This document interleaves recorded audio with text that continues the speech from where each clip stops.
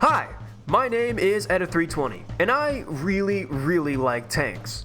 So much so, in fact, that I've decided to embark on a journey across the internet and gaming world alike to find some of the wackiest, coolest, and best made tanks in video games. I'll be looking at everything from the plausibly realistic to the downright insane. I went out and I really tried to find if hover tanks or walkers had ever truly been a thing that anyone had ever actually tried. Back in the 70s, for Vietnam, the United States attempted to build a cybernetic anthropomorphic machine. Yes, we have actually tried making walkers before. So if this sounds like something you're interested in, stick around and listen up, because this is a Tank Enthusiast Reacts to Tanks in Video Games.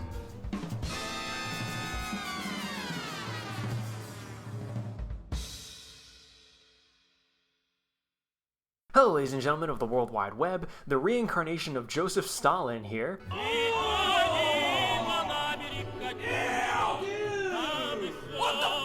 Back at it again with another video, and today we are going back to our favorite series, Tank Enthusiast Reacts. And actually, it's quite funny that I started this off with a history joke, because this is one of the few, not only, but few, Tank Enthusiast React videos that I'm doing that is actually not going to involve historical tanks. There's a fly. You can actually see the fly in frame. This little bugger? What the hell? Alright, well, that guy's on YouTube now. That's sick. Say hi to my new pet fly in the chat. Holy shit. In the comments. Oh my god, I'm so used to live streaming. So today, I had a great idea, which was to check out Star Wars tanks from one of my favorite games of the late 20-teens, Star Wars Battlefront II. The new one. So all of the reference footage that you're going to be seeing, I did record on Star Wars Day, and the whole idea of this video was definitely supposed to be Star Wars Day themed, but yeah, I recognize it's not Star Wars Day anymore, and hasn't been for quite a while. But hey, maybe we're celebrating the release of the Alkalite, right guys? That really awesome and cool miniseries that everyone really wanted to happen, and we're all really excited about. Disney, I still haven't forgiven you for what you did to the freaking Obi-Wan Kenobi show. Well, either way, real quick before we get started, I of course want to give my due diligence and ask you that if you enjoy what you see in this video, make sure to leave a like and subscribe and hit the bell, do all that fun YouTube stuff. You know the drill by now, everyone and your mom tells you to do it. If you'd like, you can join my Patreon and help support these videos and fun content that I get to make. Your money goes right back into funding this channel, funding books, funding research, funding camera equipment, funding trips to cool places, all sorts of fun stuff. And yes, I also live stream Tuesdays, Thursdays, and Saturdays of every single week. I go live around 5 p.m. EST and stream all sorts of games, and it's tons of fun. My sister has told me that I have the diet of a medieval peasant. You cannot fucking say beer and bread is a good meal. No, dude, like that's... And yeah, imagine only eating bread every day. Dude, no, unironically, that is me. Remember I was on stream eating an entire loaf of sourdough bread? And like I was just eating that on, like I just eat bread, dude. Bread is delicious.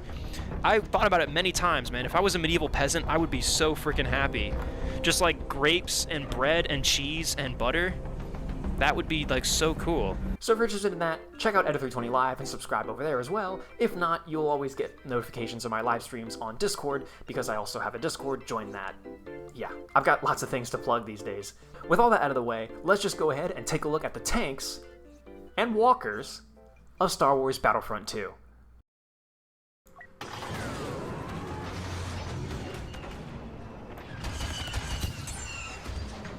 So right off the bat, we are actually not greeted with a tank, but instead a walker. Now, this has been something that people have brought up plenty of times in my Discord and otherwise about whether walkers and mechs really count as tanks, and I think this is a valid discussion to have because it's, well, an interesting thought point. In my humble opinion, I think a tank is far better defined by what it does rather than its physical characteristics. I've taken a look at the tank alignment chart that I'm probably going to put up on screen somewhere. I think I'm doctrinally neutral, structurally radical. I have to pull it up now, I can't freaking remember. Tank alignment chart. Yeah, doctrinal, neutral, structural, radical. Yeah, that's basically me. I'm okay with the concept of wheeled tanks. I don't think a tank has to have tracks. And so, by extension, I don't think a tank needs to have wheels either. I am perfectly okay with accepting some kind of walker, mech type vehicle as a tank, as long as it's performing the duties of a tank, which I feel like reasonably so in the Star Wars universe, they kind of do. And actually the first walker that we're going to look at here is the version from the First Order, and let's be honest, they are functionally and almost, in terms of looks as well, identical to the ones from the original trilogy. So they're kind of a stand-in. So although I'm willing to accept a walker type vehicle as a tank, that isn't to say that I don't have my own problems with them, so to speak. And I think there are multiple reasons why we don't have anything like it today. First of all, technology. I do think straight up we just don't have the tech to do it quite yet, especially not on this level. But also secondly, I really think with walkers you run into balance issues. I genuinely worry about the capability of a walker type vehicle to step over really iffy terrain. I think hills would be potentially a problem, especially for something with the design of the AT-ST. It's just too tall and skinny, and its legs are a little too lanky. Again, I see this thing getting tripped up really easily. Getting out of this thing in an emergency, I feel like is basically impossible. Like, you pretty much have to wait for this thing to either, crouch down and get low enough to the ground that you can pop open the hatch and jump off it and not break your legs, or, if you're getting shot at and your legs get blown open, then, yeah, you're falling, and there better be some good padding in there. Your helmet might better be well rated, because you're gonna take a tumble before you can get that hatch open. At least it seems like it has handlebars around the hatch, so it's easier to get in and out of. In Star Wars lore and also in the game, obviously these things are super agile. I mean, that's kind of the whole point of the AT-ST versus something like an AT-AT, is it's a walker, yeah, but it's faster, it's nippier, it can go places the AT-AT can't, which I think doctrinally is a great excuse to have something like an AT-ST. It has a very high field of fire, so especially in this scenario, like what we're approaching this large trench position, being so high up off the ground is actually a huge advantage. I think height is something that we debate a lot about in the tank world, about whether a tank being too tall or too short is worth anything. I think height on a vehicle has both pros and cons. I think obviously the pros are harder to see, harder to find, but I also think tall vehicles have a certain sense of their own in the sense of being able to see things. The higher up you are, higher up off the ground, you have a better view of the battlefield. Is that something you are willing to risk vulnerability for? Your first layer of the survivability onion basically gone at the snap of a finger. You will be seen, but you also can see others. Personally, I think throughout history it is a trade that people have been willing to make, but also I've also heard personal testimony from some tankers that it's not a price that they're willing to pay. So yeah, it really is a decision point. I think you can critique either way. For its purpose of what it is, and I'll read out its doctrine here in a second, for what it's built for, at the very least it makes sense. You can see why they did it. I'll go ahead and read out some stuff now because, for those of you who don't know, pretty much all of the vehicles in Star Wars have these super elaborate X-ray diagrams that you can find, and they all have like very similar art styles, and they all look really cool. These are essentially, they're X-ray diagrams that actually show us a lot of the things that people like me would really nitpick about. So these things are super good resources. And I'll read, the AT-ST, transport AT-ST, walks easily through rugged terrain to carry out its missions. Again, I would struggle to say walks easily through rugged terrain. This very much reads as a informational, perhaps dare I say propaganda pamphlet. Reconnaissance, battle line support, and anti-personnel hunting make excellent use of the craft's armaments and capabilities. Faster than the full-size AT-AT, the Scout Walker is also able to step through denser terrain with greater ease, traveling through small canyons or forests that would stop an AT-AT. While AT-ATs crush the main rebel defensive emplacements, AT-STs ferret out small pockets of resistance, or the hiding places of enemy soldiers. Agile and quick, the Scout Walker is almost impossible to flee on foot. The sight of patrolling AT-STs strikes fear into isolated ground troops. Now, I don't know about you, but when I read that, I am instantly thinking of a landship and whippet tank relationship. This to me sounds like a whippet tank, or something doctrinally close to, which is quite literally born out of, hey, tanks are heavy and slow, can we make something a lot faster? And every nation is experimenting with this throughout the First World War, but the British are, the first ones to really field it and shoot people with it. And the whippet tanks end up with some very similar escapades to what this pamphlet is describing. This is generally what a tank is exploitation. Yes, you can have your heavy tanks, you can have your breakthrough tanks, you can have all that you want, but I think, in my opinion, fundamentally, I think a tank is that exploitation vehicle. A tank is meant to support infantry, punch a hole in the enemy lines, and then use its speed maneuverability to exploit them. It seems to me like the AT-ST has a little bit more focus on that sort of hunter-killer aspect of it, which is fine. Doctrinally, if that's what it's for, that's what it's for. I think when you take that into consideration, again, the design of the vehicle makes sense. As for armaments, this thing is pretty well armed. It's got twin blaster cannons on the front. It's got supposedly a light blaster cannon on the left side, which is interesting. I'm not quite sure. In the game, it seems like, in the Battlefront games, that left side weapon is actually a missile launcher, which I'm just going to chalk up to that's a specific variant or configuration that exists of the AT-ST. Because then on the right side, you also have the concussion launcher, which launches concussive grenades. Concussion grenades are interesting to me. I'm not sure why they wouldn't be frag grenades or you know, lethal type grenades. Concussion grenades don't scream lethality to me, although it seems like in the game they are lethal. I think I'm thinking of Jedi Fallen Order, Fallen Survivor, where they drop in front of you. And also I think in Jedi Survivor they are smoke grenades, or concussion grenades that dispense smoke. I think smoke grenades are a great use for a auxiliary grenade launcher like that. I mean, like most grenade launchers, even back in World War II, they were multi-purpose. You could have frag. A lot of people, like the Germans, consider their grenade launchers in their tanks to be like a close defense weapon. Some people, like the British, saw them more for smoke, to pop smoke.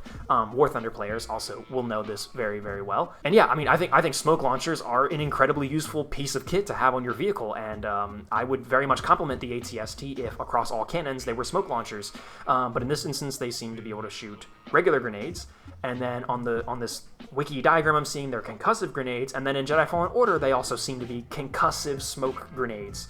Either way, it's a sort of a target disorientation kind of thing, which again, you know, I think makes sense and does actually, in a way, pull from real life with tanks having smoke launchers. May very well make up for this thing's, I would say lack of armor, but to be honest, especially in the game, they seem to be able to take a lot of hits. So I'm not entirely certain what the armor thickness is all around on the AT-ST, but considering this thing's role, I actually would expect it to be mediumly armored. To be honest, before going into this and doing all the research for this video, I really thought of the AT-ST a lot more as like a light tank, like something really light. And it's definitely supposed to be light, maneuverable, it definitely fills all those roles, but really doctrinally and also the way it's used in the game, it really seems to me like a medium tank. Like this thing seems to fulfill, to me, the role of something like a Sherman, or say a Panzer IV, maybe like a Panzer IV, maybe the original Panzer IV, like the early Panzer IVs with the short 75 howitzer, the Begleitwagens, the escort tanks. It really rings a lot of those bells for me. The cockpit views have holo projectors that give the AT-ST crew to be able to see ahead of them and behind them simultaneously. That's pretty awesome. That's actually something that not even tanks in real life have at the exact moment. You just kind of rely on the commander looking behind you, telling you where to go. Seems like there's computers that can guide the scout walker, so some kind of, like, I don't know, autonomous driving, it seems like, capabilities. And then an expert human pilot must balance the wide variety of data input and control the craft's walking in difficult terrain.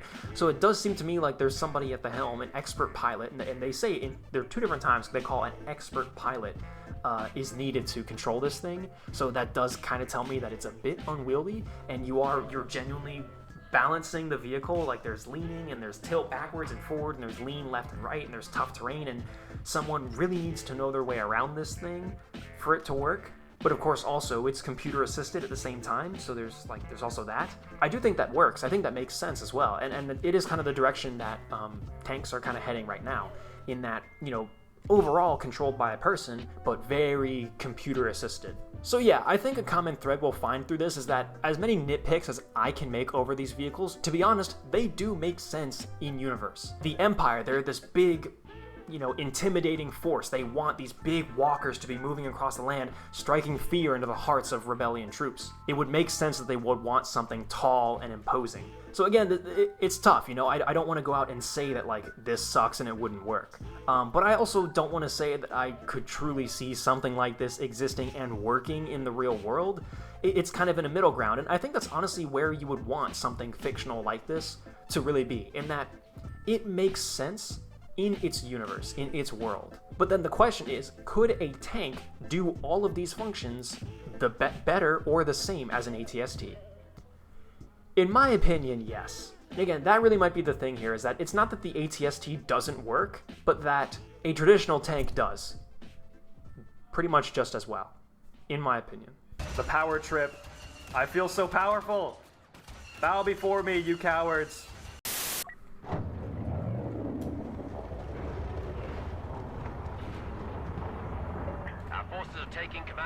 flesh.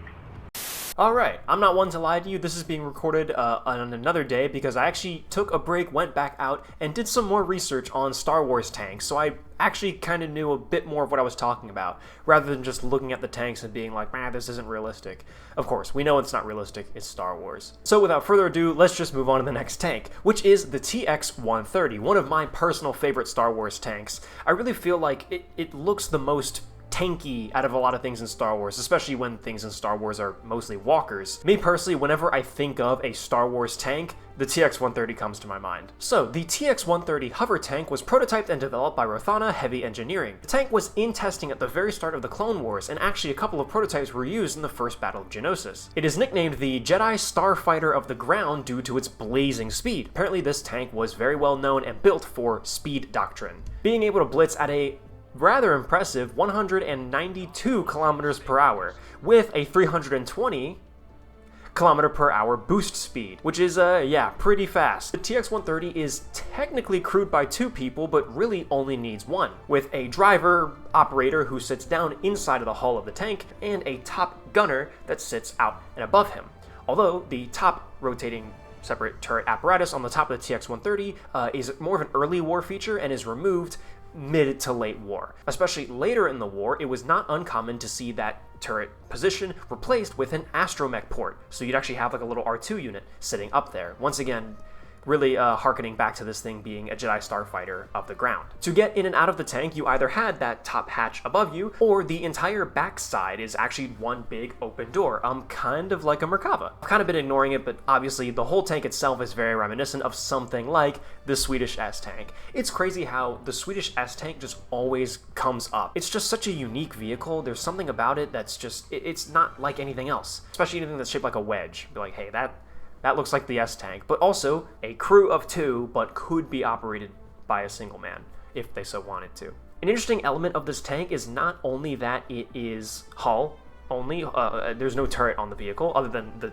small turret on the top, but again, in this version, in the game that we're playing with, the independent turret on the roof is not there. We have sort of a late war variant here. What's interesting is that you would expect with some kind of wedge-shaped vehicle, they would do something like the Swedish S-Tank, where you have a cannon in the middle.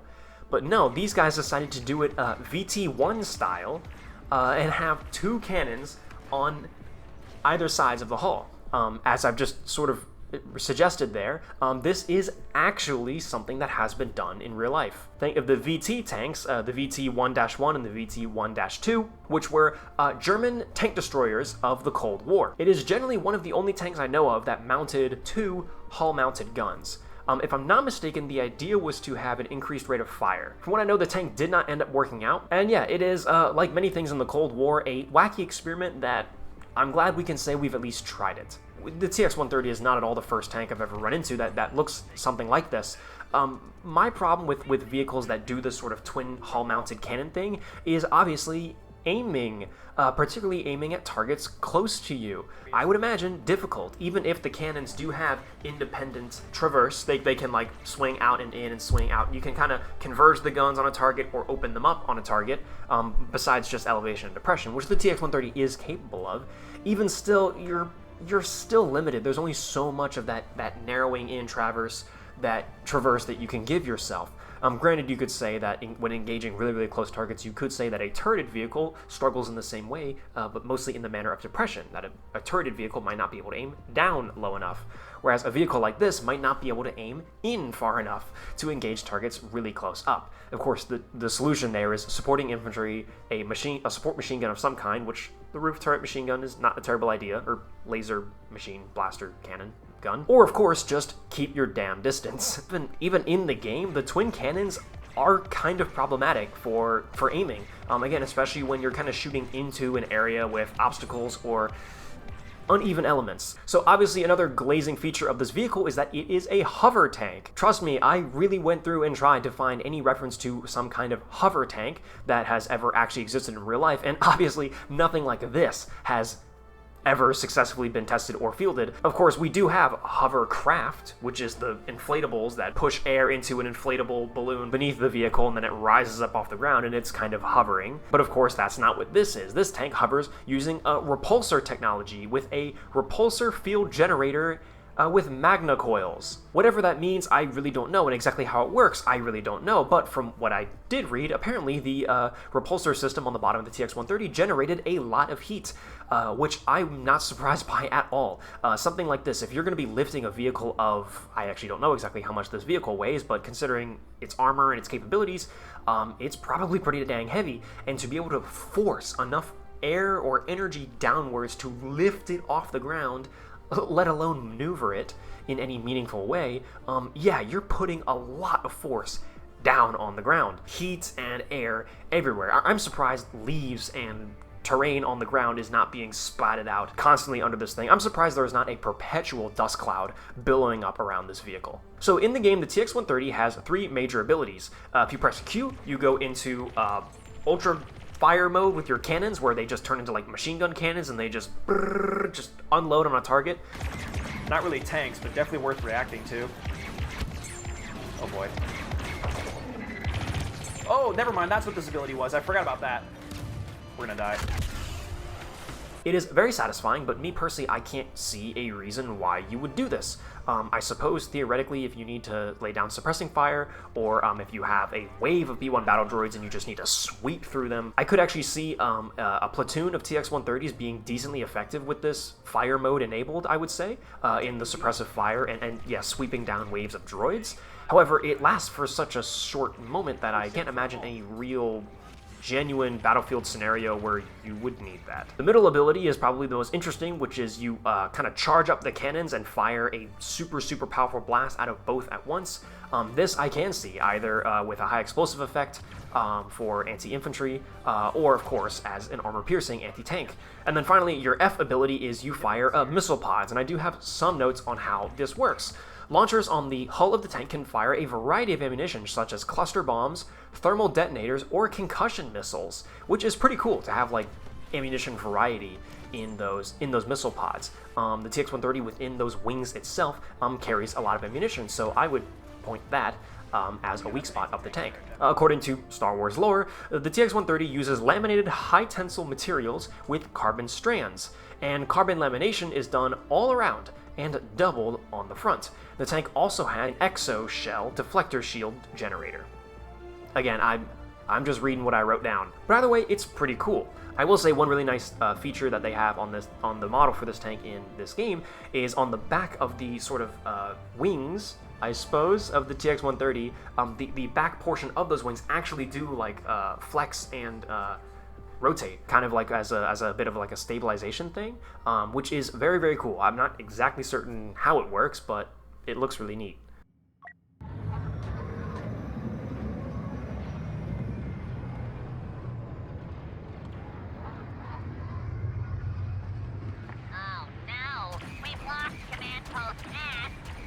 And the TX-130's direct counterparts, the AAT, which is built by the Bactoid Armor Workshop as part of the Trade Federation army. Obviously, this big army buildup that that the Trade Federation was having to protect against pirates and such, and then Darth Tyrannus and Emperor Palpatine, well, Darth Sidious, and then they use the army that the Trade Federation has built up under the guise of protection from piracy. They then use it to invade Naboo, and then, as they say, the rest is history.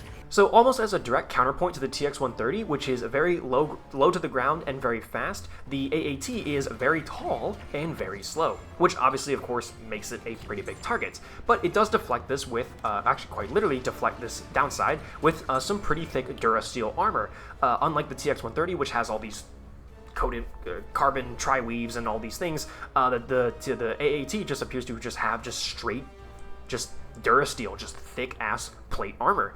They do things the old-fashioned way, I guess, in the Trade Federation, but of course that means these things are a lot cheaper and a lot simpler. Perhaps one of the most interesting things to me about the AAT is the fact that it's operated by a droid army and yet still has multiple crew members. You've got starfighters in the droid army that are fully autonomous. I mean, you've got droidicas. Is it really that difficult to make a fully autonomous droid tank? I suppose I don't know. I guess B1s just really are that expendable. But this thing is actually operated by a crew of 4. You have a driver who kind of sat behind that main front hatch, sat directly there in the what I can only describe as a crew compartment. and then a commander which sat up behind in the turret, and he also operated the gun and commander, and he had that commander's hatch. And then the two side guns on the sides of the hulls, those were actually operated by two independent crew members. Not one guy for both guns, but both individual guns were operated by two guys. So not only does this thing have a crew, but it has, in my opinion, what is an unnecessarily large crew. I mean, even the TX-130 got away with two guys, one guy. I guess, I mean, maybe B1s just can't make as smart of decisions as clones can when it comes to operating vehicles. I will say, apparently within my notes, I do have it written that the AAT did not have many of the computers for automation like the TX-130.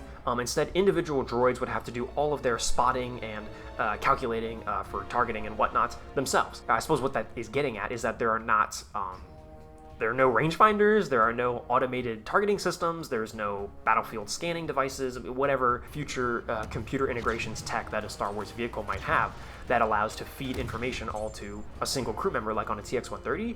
Apparently in the AAT, the droids had to do things the old-fashioned way by popping their heads out the hatch and whipping out micro binoculars. Which, I mean, hey, as a World War II tank enthusiast, that's pretty cool, but you have to admit, doesn't make much sense. Again, I guess B1s just really are that expendable. The AAT uses a very similar repulsor system for hovering as the TX-130 does. I'm gonna chalk this up to this is just a generic hover technology used in Star Wars. And the AAT also has a very similar hull-mounted tube rocket launcher system as the TX-130 did. In that lower semicircle front part of the AAT was stored 6 variable rocket launch tubes, which typically contained 10 bunker buster high explosive shells, 18 armor piercing shells, and 50 general purpose high energy shells. And once the tank ran out of ammo, that entire lower chunk of the AAT actually came off and a new one could be slotted back in to replenish, I guess, first of all, the repulsors on the bottom of the vehicle, but then also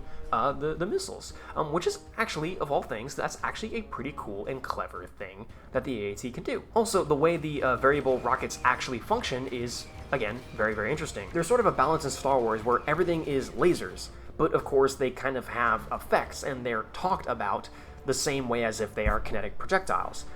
It's kind of been a thing in Star Wars that, like, as far as I know, hasn't really been, like, well explained in canon until somewhat recently. Supposedly, the way that those 6 launch tubes at the bottom of the AAT actually work is that they fire physical kinetic shells encased in a high-energy plasma shielding. So there actually is a physical kinetic projectile inside of these balls of plasma, high-energy shielding.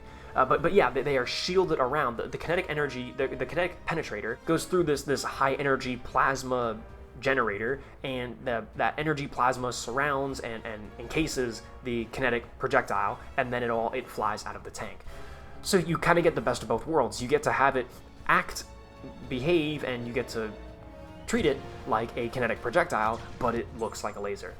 I'm not sure exactly how many other laser weapons in Star Wars function this way, but this is what I've been given as the explanation for how the AAT's tube launch bottom missiles work. But yeah, in Star Wars canon, these things were cheap, expendable, a dime a dozen, and really kind of have a lot of that more, like, I don't want to say, but Soviet ruggedness to them. They were simple, did things the old-fashioned way. They had weak spots in the armor in the form of energy generators on the sides of the vehicle, and also that front hatch was supposedly a pretty big weak point on the AAT. It has handles on the sides of the tank for infantry to jump on and grab. Very, very Soviet. And oh yeah, I forgot to mention that there's that giant hatch on the back of the AAT that opens up down there where the entire crew can get in and out. Again, like a Merkava or like a Bradley or something. And it is also potentially worth noting that there was an artillery variant of the AAT also constructed, and just generally speaking, the AAT chassis was used for a lot of different things. It was decently versatile. I don't know how I say that. Attention weapons! Going in touch! Master Kenobi has joined us.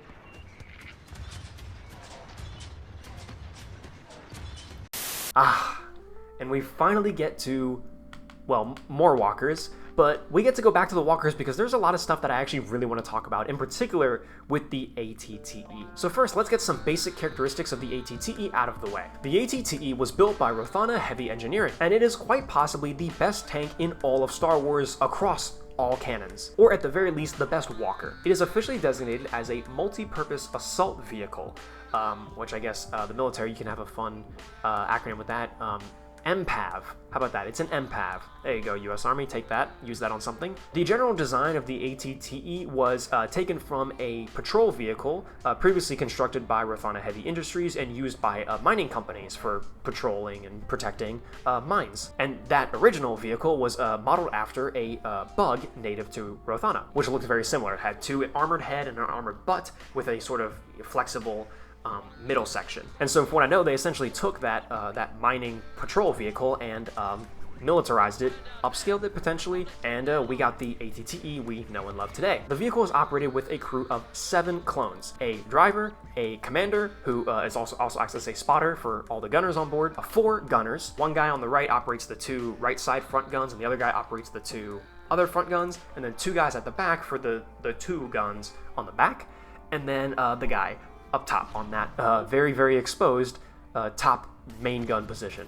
The main gun on the vehicle was loaded using an autoloader, but that autoloader itself had to be manually topped up, not too dissimilar to, say, a carousel autoloader or other autoloader mechanism of today. The autoloader will load the shells, but once the autoloader is empty, a guy's got to get in there and replenish the shells. Ammunition available to the top main gunner included burrowing bunker buster shells, heat-seeking projectiles, sonic charges, armor-piercing, and high explosive. So again, good to see another very large variety of ammunition being used. And I'm not entirely sure if this cannon on the top of the AT-ST was similar to the AAT's torpedoes or missile launchers, in that it's a kinetic projectile that goes through an energy generator and has this like plasma energy shielding around it. I'm not entirely sure, but based on the way they describe the ammunition types, I can only assume that it is. And besides the variant that we see in front of us right now, there was also a command vehicle variant that was produced. And in fact, I do believe that the command variant of the AT-ST is the version that we see Rex, Gregor, and Wolf taking refuge in Star Wars Rebels, and then they just hodgepodge a cannon back on the roof and get it back up into fighting order. But the layout of the cabin of the interior very much suggests to me that it's that the one in Rebels is the command variant. So unlike the TX-130, which has that carbon tri-weave armor, the AT-ST has electromagnetic shielding built into the armor, let alone the armor itself, which is quite thick. The vehicle had onboard storage for oxygen and rations, as well as 500 kilometers of fuel, giving this vehicle a 500-kilometer fuel range. The tank could be sealed, therefore allowing it to operate in very hazardous environments or even space, where there's no air at all. They can get inside the tank and just breathe normally, where you have sort of that sealed inside NBC protection, I'm sure, all that. And perhaps the biggest holy crap feature of the vehicle is the tractor field generators that were located in the bottom of each foot on the AT-ST. It actually is literally a tractor field. It is the same technology that we see like Imperial Star Destroyers using to grab onto ships, the tractor beam and then pulling stuff in. It's literally the same technology, but built into the feet of the walker that literally attract it, pull it to the ground, and allow it to stick to things and climb up walls. Originally, this was the design purpose for this was literally to climb up fortress walls, which again indicates to me that this thing was really meant to be a sort of siege vehicle. I mean, of course it is. It's a freaking walker. Like, yes, it and the AT-AT both are large, heavy assault siege vehicles. You know, these things are not meant for like, oh yeah, there's like a small battle going on over here, send one over. These things are like, no, like we are going to go sack an entire city. Now granted, given the size and scale of the Clone Wars, yeah, I can see how something like an AT-ST would have been pretty common on the battlefield, because yeah, pretty much every battle of the Clone Wars was some larger than life skirmish. For all this vehicle does amazingly, I can say that one downside, or well, a couple, the major downside is, of course, that guy on the roof, having that large cannon on the top not being in some kind of enclosed turret position, but rather he is fully exposed on top. That is just a terrible idea, and I really don't know why they did that, and there's no real reason for them to have done it that way. But also, all of the ammunition stowage and power generation for the vehicle is all on the belly, so if, say, for example, a leg gets taken out on this tank, and it falls to the ground a little too hard and lands on its belly, that ammunition, those power cells, all that can go up and send the tank off in one. And then, of course, also there's the issue of the weak spot in the middle, in between the armored head and the armored butt. If you hit that flexible corridor mount, you can obviously set the tank up pretty good for explosions. But again, everything has a weak point. Hostile units are loading on the transports. Damn! Damn, that shit was good. 1v2 and I came out on top. Nice. Can I climb over these boxes and stuff? I mean, it's all terrain, surely, right? Yeah, look at, oh yeah, look at that. Wow, and the feet actually, like, sit on top of it. Wow, that's cool. Man, that's awesome. It actually, like, functions. Every part of this, like, functions the way it should. That's cool. Like, when the feet actually have to step on a container, they actually step on the container. That's awesome. So, in preparation for this video, again, on this second day, between the first recording and now, I went out and I really tried to find if hover tanks or walkers had ever truly been a thing that anyone had ever actually tried. Again, hover tanks, not much came up. However, what I found for walkers is actually really interesting. Yes, we have actually tried making walkers before, and particularly the United States. Back in the 70s, for Vietnam, the United States attempted to build a cybernetic anthropomorphic machine, or CAM for short. It was one man who sat inside of a cabin and controlled 4 individual legs. And this wasn't the kind of system where he had some kind of generic control scheme like tillers or something, like forward, backward, like control each leg, or a steering wheel or something like that. No.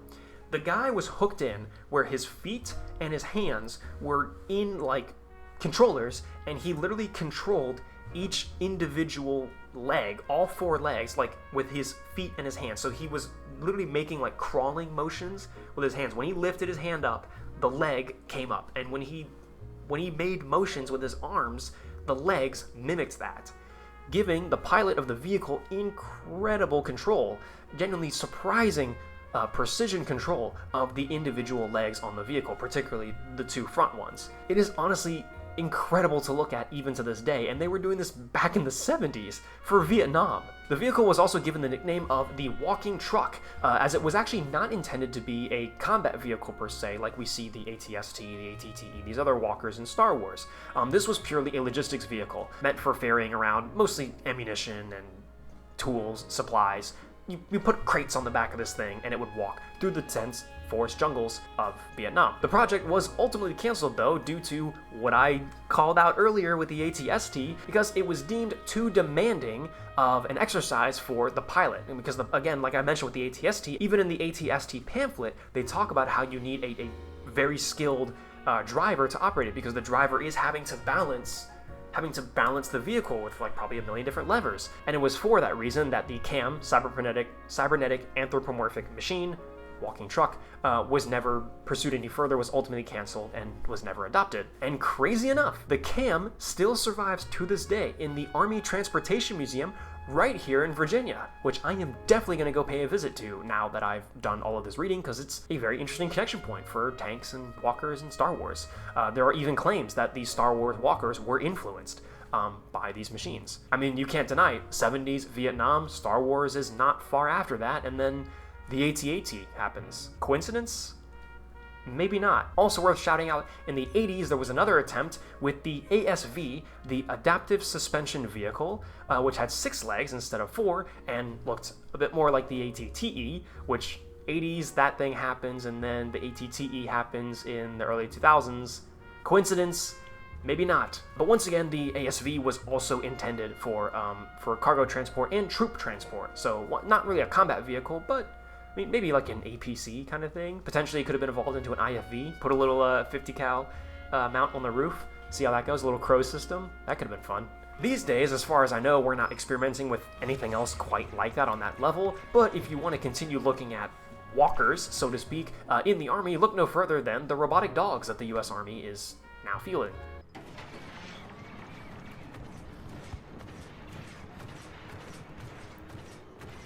Yeah, the AT-RT, this is a vehicle that I didn't do like super in-depth research on like I did the other ones, but I'll leave videos in the description of this video for all the great channel that I found that does a huge deep dive on all the Star Wars vehicles. So if you'd like to know a lot more about like the Star Wars lore side of all this stuff, go check out the links in the description, and I'll also include resources for the walkers in the 70s and 80s that I talked about. Stuff's down there. If you check the description of any and all of my videos, I leave sources for you guys to go like read up on fun, interesting stuff. So go back on my other videos and check the descriptions, because there's always something fun to read read down there. So even while I was playing this, in my live commentary, I really commented on how I think of all the walkers besides maybe the AT-TE, I could really see the AT-RT actually being quite useful. The AT-TE was a lot more believable to me than the AT-ST because, like I said, I think the AT-ST being so tall and lanky, I don't trust those legs, whereas the AT-TE is very low to the ground and has a wide stance and 6 legs. I trust that a lot more. I have a harder time believing that that vehicle would get tripped up.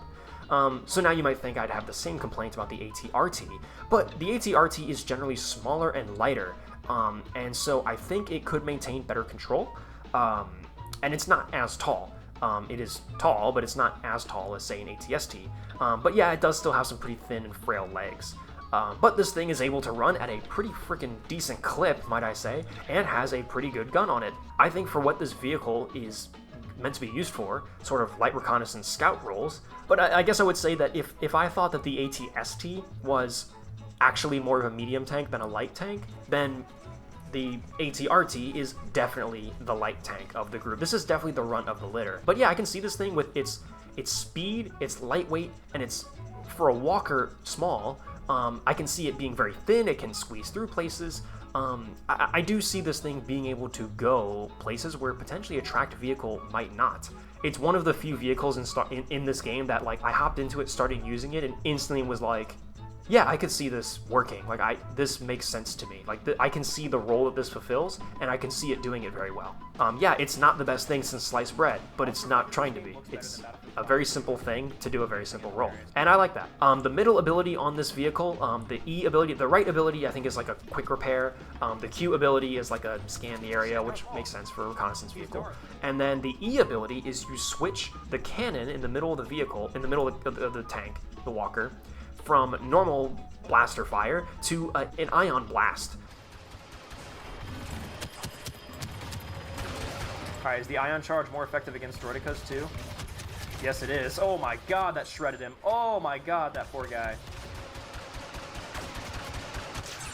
There we go. I think within Star Wars, ion blasters and ion weapons is sort of the de facto anti-armor technology of the time, which I'm not going to claim to know the physics or the thermodynamics or any of that behind why that might be. But it is good that at least, mechanically and lore-wise, there is some explanation, there's some technology out there that is, oh yeah, we developed this and this is anti-armor.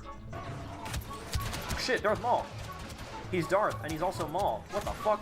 Oh, I got shot. I was getting shot from all angles. I had no idea what was going on. So I think that's just about it for this episode of Tank Enthusiast Reacts, where we got to look at Star Wars tanks. I mean, it's just fun, right? It's just cool. I like going around and maybe looking at stuff that is not World War II and having to go do research on things that I would not normally have thought 2 cents about. If you guys didn't think I covered enough stuff in this video, then please let me know in the comments, and there's always a chance for a part 2, now that I've really officially opened the doors for Tank Enthusiast Reacts part 1 and 2s. We definitely still have to go back and look at maybe some more Imperial vehicles, and definitely some Rebel vehicles. Maybe we'll take a look at Star Wars Empire at War.